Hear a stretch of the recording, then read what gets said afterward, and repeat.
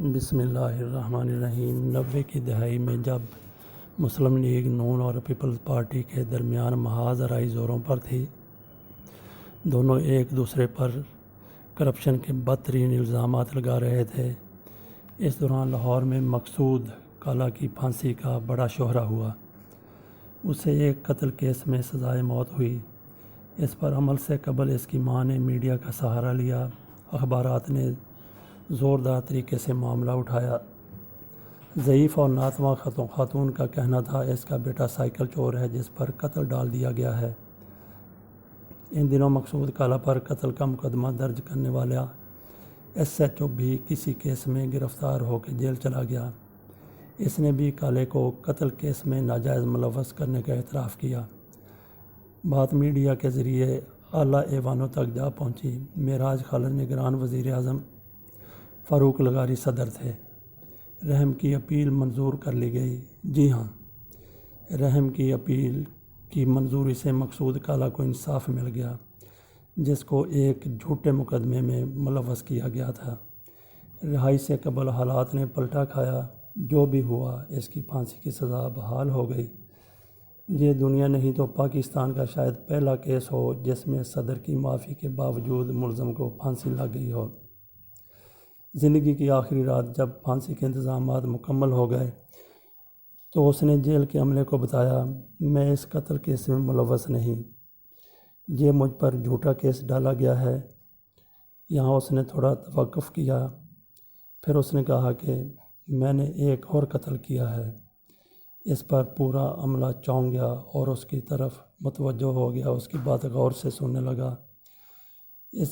اس موقع پر اپنے آپ کو سنبھالتے ہوئے، اپنے آپ کو سمیٹتے ہوئے، جس کی پھانسی میں چند گھنٹے رہ گئے تھے، مقصود کالا نے کہا، میں نے راہ چلتی خاتون کو ڈکیتی میں مزاحمت پر مار ڈالا تھا، جس کا میرے اور اللہ کے سوا کسی کو علم نہیں تھا۔ اس خاتون کے لواحقین غریب اور شاید غیرت مند بھی تھے۔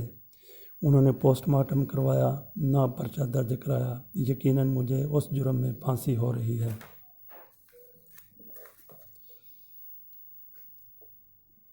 خود کو سیاسی مقبولیت کی معراج پر سمجھنے والوں کے مزاج بھی عموماً اوج ثریا پر ہوتے ہیں۔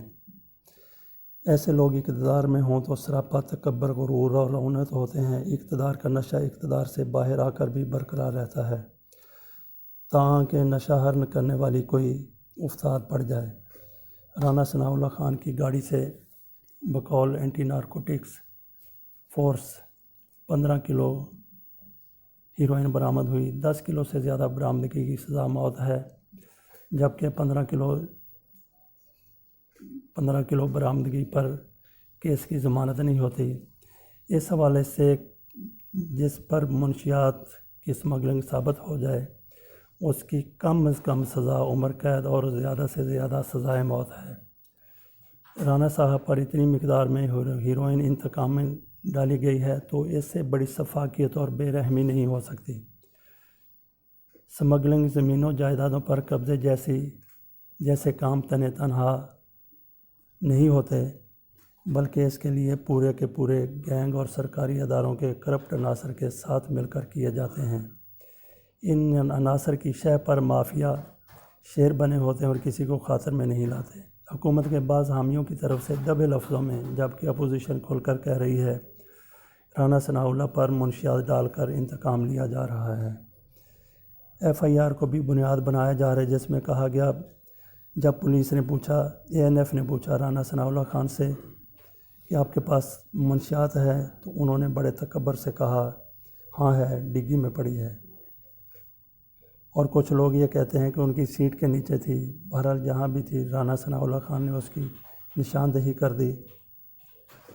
واقعی چوری چھپے کام کرنے والا ایسا ہرگز نہیں کہہ سکتا، ایسا ہرگز نہیں کر سکتا۔ رانا صاحب نے ایسا کہا یا نہیں کہا، البتہ تکبر اور طاقت کا زوم بھی ایسی سج دھج سے بیان بعید نہیں۔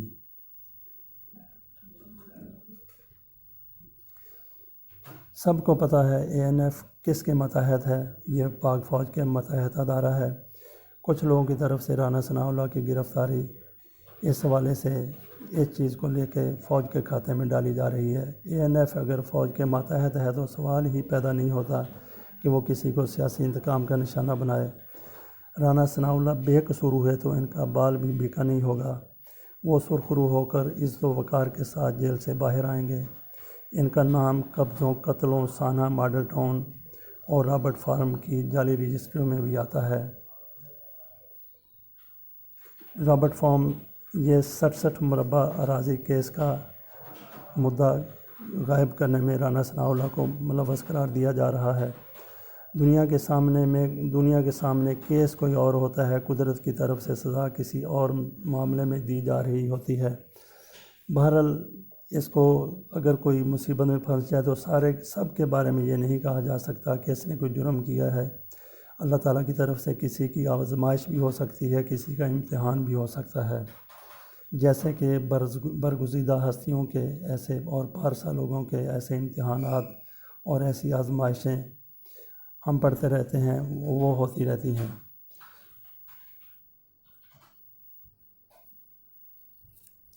آج کرپشن کے خاتمے اور کرپٹ عناصر کے کڑے احتساب کے دعوے اور ان پر عمل بھی جاری ہے۔ احتساب کے نظام کو متنازع بنانے کی کوششیں رائے گاں چلی گئیں۔ حکومت، فوج اور عدلیہ کرپشن کے ناسور کو جڑوں سے اکھاڑنے کے لیے اپنے اپنے حصے کا کردار ادا کر رہے ہیں۔ جسٹس کھوسہ کی عدالت میں ایک مرحومہ مغفور DSP کے خاندان کو 3 کروڑ روپے جرمانہ ادا کرنے کا یہ کہتے ہوئے حکم دیا گیا کہ بدعنوان شخص کو مرنے کے بعد بھی کرپشن کی رقم واپس کرنا ہوگی۔ یہ مرنے والا DSP اپنے خاندان کے لیے کیا نیک نامی چھوڑ گیا، اور آج جو کرپٹ عناصر سامنے آ چکے ہیں وہ کیا نیک نامی چھوڑ جائیں گے اپنے لواحقین کے لیے، اپنے اولاد کے لیے۔ وزیراعظم عمران خان کی کرپشن کے خاتمے کے حوالے سے ایک کمٹمنٹ واضح ہے۔ جنرل باجوہ کو کرپشن اور دہشت گردی کے گٹھ جوڑ کا یقین ہے۔ وہ بھی کرپشن کے خاتمے اور کرپٹ لوگوں کے کڑے احتساب کے حکومتی ایجنڈے میں شانہ بشانہ ہیں۔ JAT میں ISI اور MI نہ ہوتی تو میاں نواز شریف کی نااہلی اور قید و جرمانے کی سزائیں ممکن نہ تھیں۔ عمران خان نے میاں نواز شریف اور زرداری کو پلی بارگین کے ذریعے جان چھڑانے کی بات کی ہے، مشورہ دیا ہے۔ دیکھیں قوم کے خیر خواہ اور عوام کے دلوں کے صدر اور وزیر اعظم کیا فیصلہ کرتے ہیں۔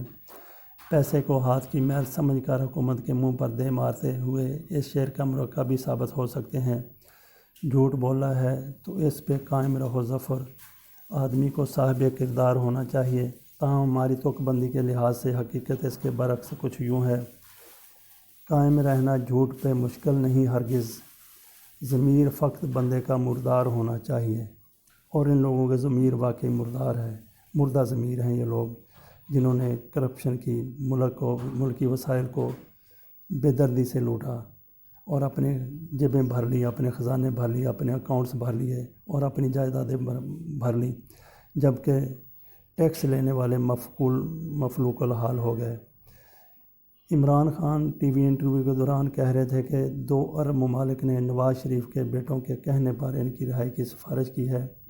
اس پر مسلم لیگ نون کے جوشیلے لوگ پرویز رشید جزبز ہوتے ہوئے کہتے ہیں عمران خان ان 2 ممالک کے نام بتائیں تاکہ ہم احتجاج کر سکیں۔ یہ صرف نواز شریف ہی نہیں، کسی بھی شخص کی اولاد اپنے والد کی جائز یا ناجائز قید کی صورت میں رہائی کے لیے کسی بھی حد تک جا سکتی ہے۔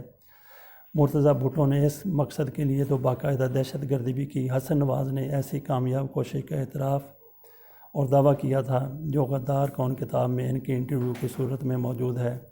وہ سعودی عرب شہزادہ عبداللہ اور فرما رواج شاہ فہد سے ملے تھے، ان کے کہنے پر قطر کے حکمرانوں سے ملاقات کی، جس کے نتیجے میں میاں نواز شریف کی رہائی ممکن ہو سکی۔